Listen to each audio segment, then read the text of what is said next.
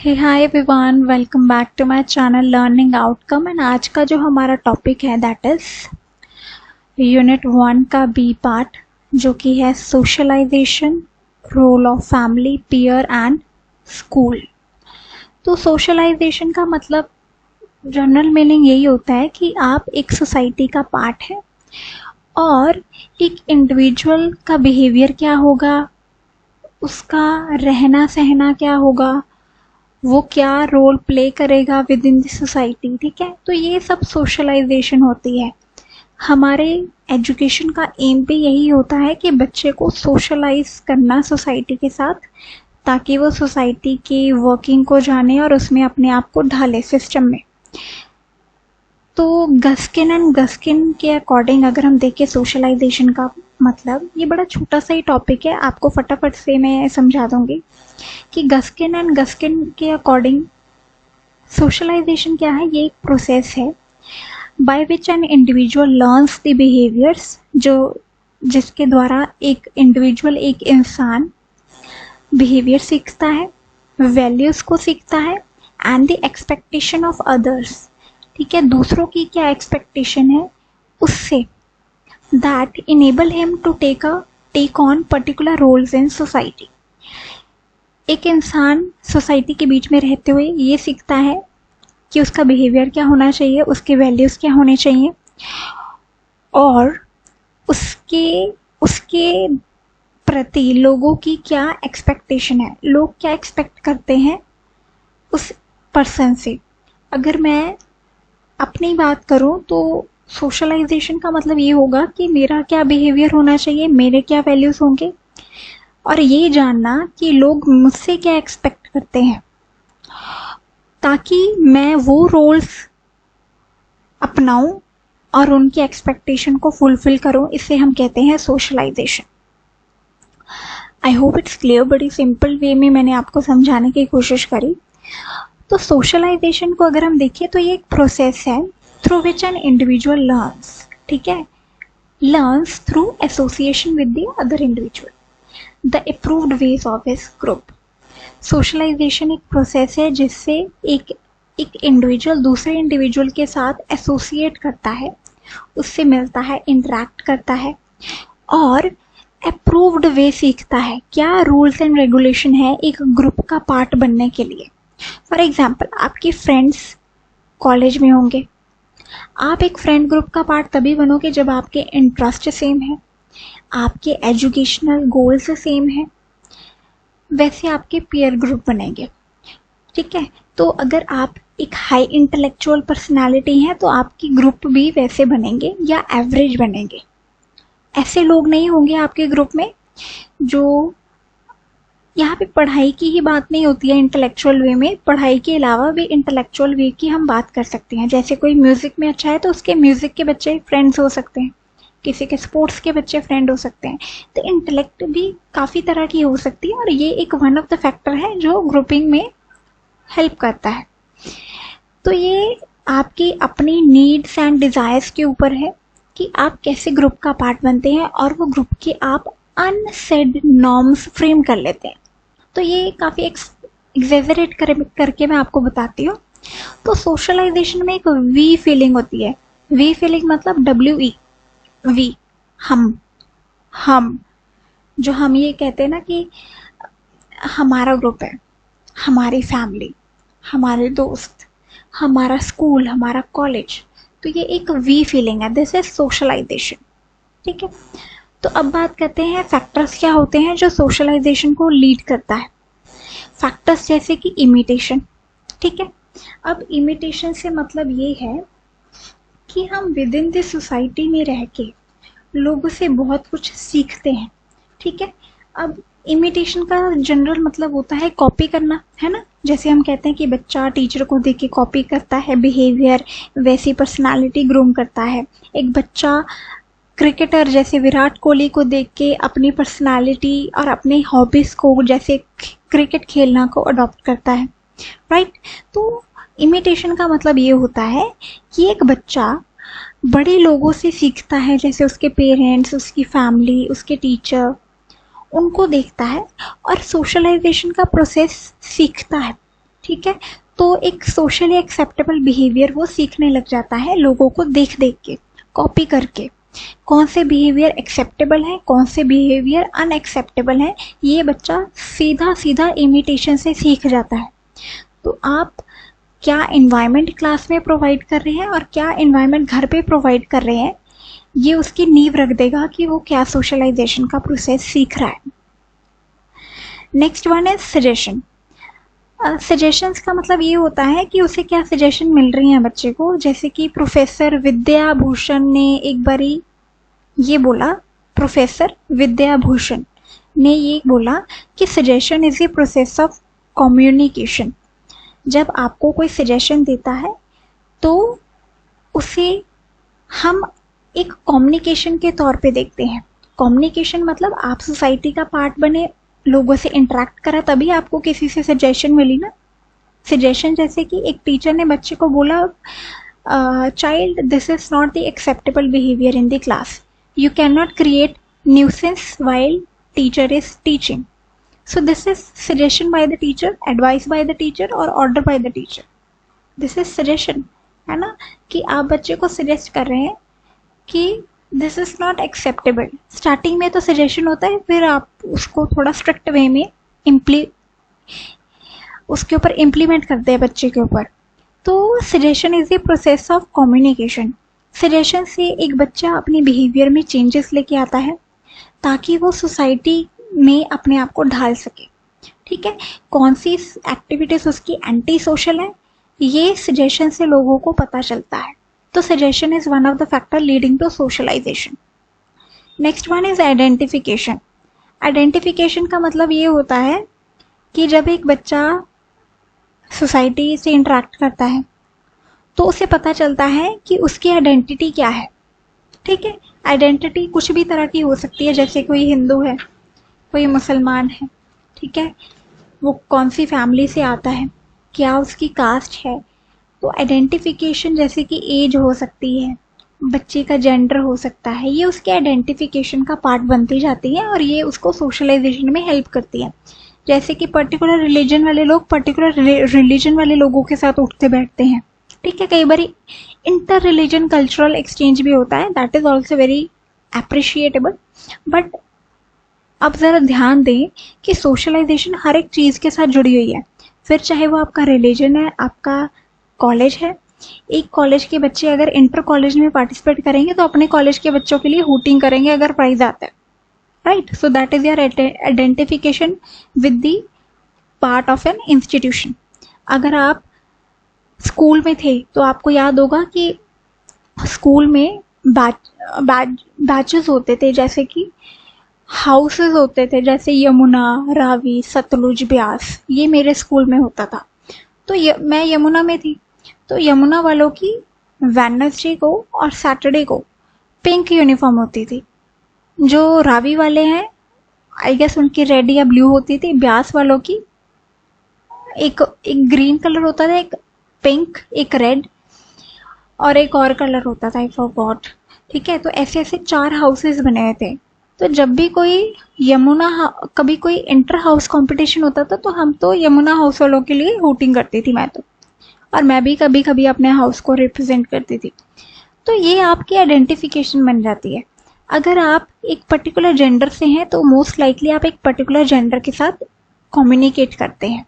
अगर आप एक पर्टिकुलर फैमिली से हैं और अगर आपके सरनेम वाला कोई और बच्चा भी आपको मिल जाए तो you are more likely to inclined towards that child, है ना। आप उससे दोस्ती करेंगे बिकॉज सेम सरनेम है ना, तो सेम इंटरेस्ट। तो ये सारी चीज़ें आइडेंटिफिकेशन में आ जाती हैं। Then is language. अब लैंग्वेज का मतलब होता है कि आप कौन सी भाषा बोलते हैं, आप कौन सी भाषा बोलते हैं और किस भाषा में आप कम्युनिकेट करते हैं। कई बार तो डायलेक्ट भी आ जाता है इसमें, है ना।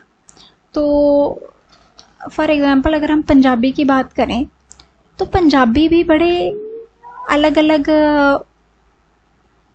मुझे वो नहीं पता बट उसे क्या एग्जैक्ट वर्ड बोलते हैं, डायलेक्ट बोलते हैं उसे, कि पंजाबी की भी बहुत सारी क्लासिफिकेशन होती हैं, जैसे मलवई, दुआबी, है ना। ऐसे अलग अलग भाषा की टोन होती है। जैसे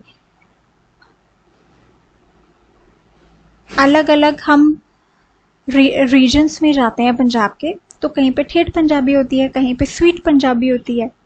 जैसे मालवा में स्वीट पंजाबी होती है, बड़ी ही स्वीट लैंग्वेज बोलते हैं। अमृतसर वाली साइड में ठेठ पंजाबी चलती है, वो बात कर रहे होते हैं लेकिन ऐसा लग रहा है कि वो शायद अग्रेसिव है, बट ऐसा नहीं है, दैट इज़ द टोन। तो लैंग्वेज में भी बहुत वैरायटी है और आप वैसे लोगों से घुलने मिलने की कोशिश करते हैं।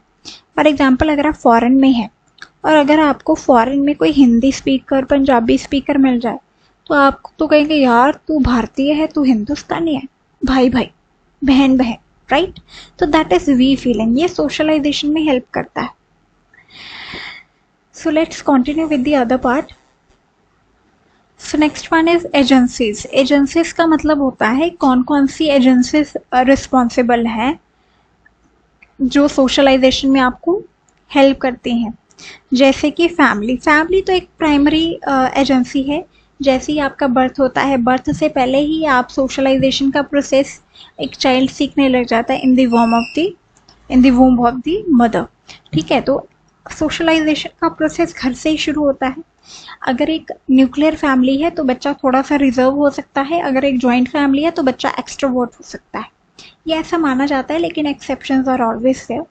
ठीक है, तो फैमिली से ही फैमिली की इंटरेक्शन कैसी है, लोगों की पर्सनालिटी कैसी है, लोग कैसे बात करते हैं, फैमिली का स्टेटस क्या है सोसाइटी के बीच में, तो ये सारी चीज़ें इम्पैक्ट करती हैं। आप कैसी फैमिली से आते हैं, आप कैसे कास्ट से आते हैं, तो ये सारी चीज़ें आपकी अपब्रिंगिंग और सोशलाइजेशन में हेल्प करती है।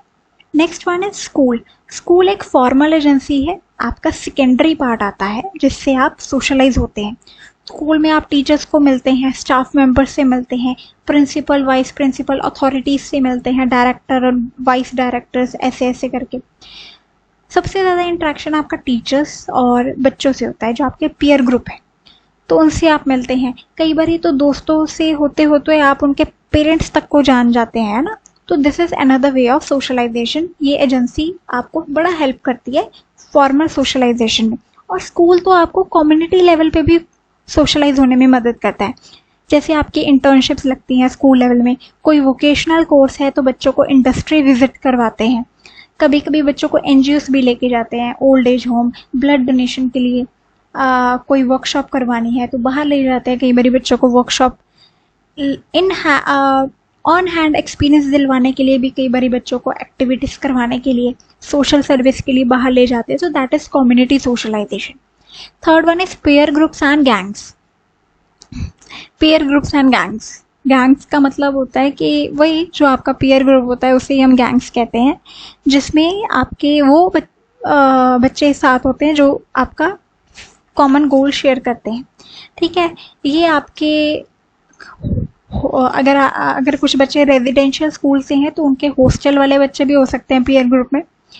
तो कॉलेज में भी अगर आपने हॉस्टल देखा हो तो बच्चे बड़े आपस में इंटरेक्ट करते हैं, हॉस्टल वालों की बड़ी बनती है ना, बिकॉज उन्होंने अप्स एंड डाउन साथ में देख लिए होते हैं। तो हॉस्टल वाले भी और उनकी भी हम यहाँ पे बात कर सकते हैं ना। तो जो हमारा फ्रेंड ग्रुप होता है वो हमें रियल लाइफ हमारी वो जानते होते हैं। कई बार हम फैमिली से भी वो बातें डिस्कस नहीं करते जो पीयर ग्रुप से कर देते हैं। कभी कभी हमारी फ्रेंडशिप इतनी स्ट्रांग होती है वो स्कूल लेवल से कॉलेज लेवल के बाद तक लाइफ तक चलती होती है ना। तो it is a very healthy social development. और पीयर ग्रुप बच्चे की बहुत हेल्दी होनी चाहिए, राइट होनी चाहिए, तभी बच्चा ग्रो कर पाएगा। Next one is community. अब कम्युनिटी में हम जब बात करते हैं तो इसका मतलब ये है कि जैसे स्कूल भी आपको कम्युनिटी लेवल पे सोशलाइज करता है, ठीक है, और बच्चा सीखता है, बिल्कुल वैसे ही सोशलाइजेशन कम्युनिटी के साथ बच्चा अपने लेवल पर भी कर सकता है। जैसे उसका नेबरहुड, वो कभी कभी बच्चा पार्क में टहलने जाता है या खेलने जाता है बैडमिंटन वगैरह, तो बच्चा लोगों से मिलता है। कभी कभी बच्चा टेम्पल विजिट, गुरुद्वारे विजिट करने जाता है तो वहाँ सेवा करता है, दैट इज़ कम्युनिटी सोशलाइजेशन। ये सारी चीज़ें, सोशल सर्विस, आप लोगों से मिलते हैं, उन्हें जानते हैं, ठीक है, तो that is community socialisation. Religion, वही जो आप टेम्पल विजिट करते हैं, गुरुद्वारा जाते हैं, ठीक है। या आप किसी जैसे विराट कोहली और अनुष्का, जैसे वो प्रेमानंद महाराज जी से मिलने जाते हैं ना, उनकी उनके भजन में शामिल होते हैं, उनको जानते हैं, तो that is religion religion socialisation. ठीक है, आप अपने गुरु जी से जाते हैं, ठीक है, तो कईयों ने तो गुरु धारण करे होते हैं, तो वो उनके जब ऐसे रिलीजियस लोगों कम्युनिटी का पार्ट बनते हैं तो उसे हम कहते हैं religious socialisation.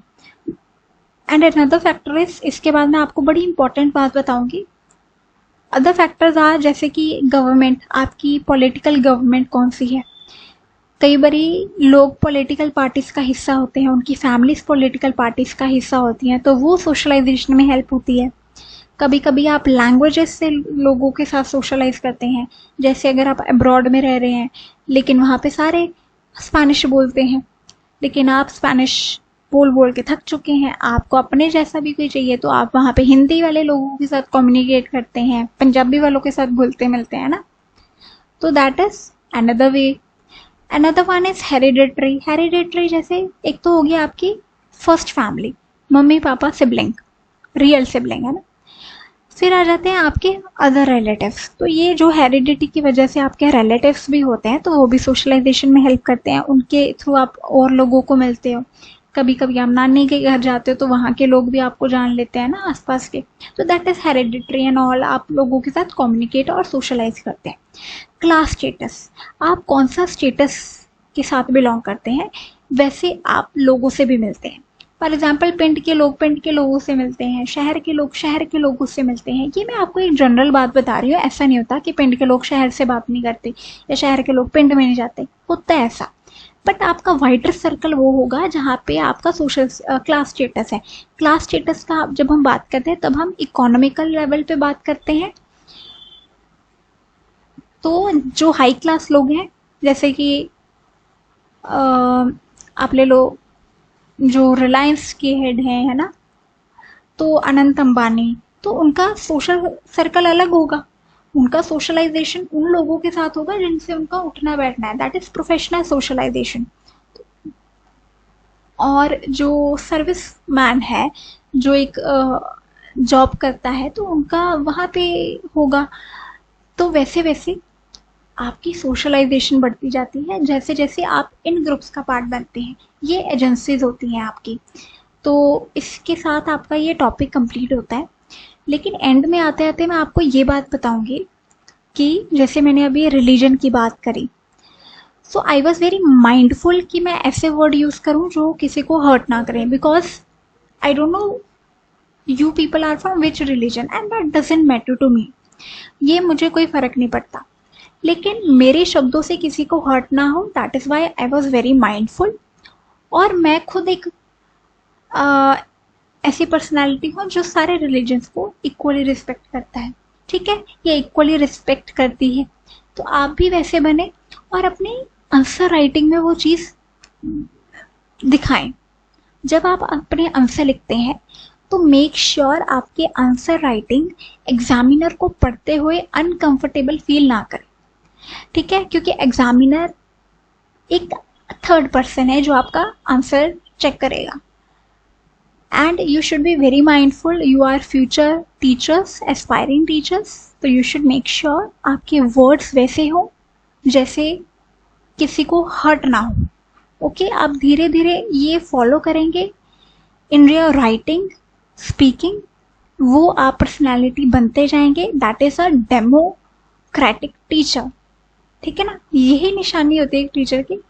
And with this we are done with the topic. इसके बाद आपको ये दिख रहा होगा सी पार्ट, ये सी पार्ट की वीडियो भी मैं अपलोड कर दूंगी इसके बाद।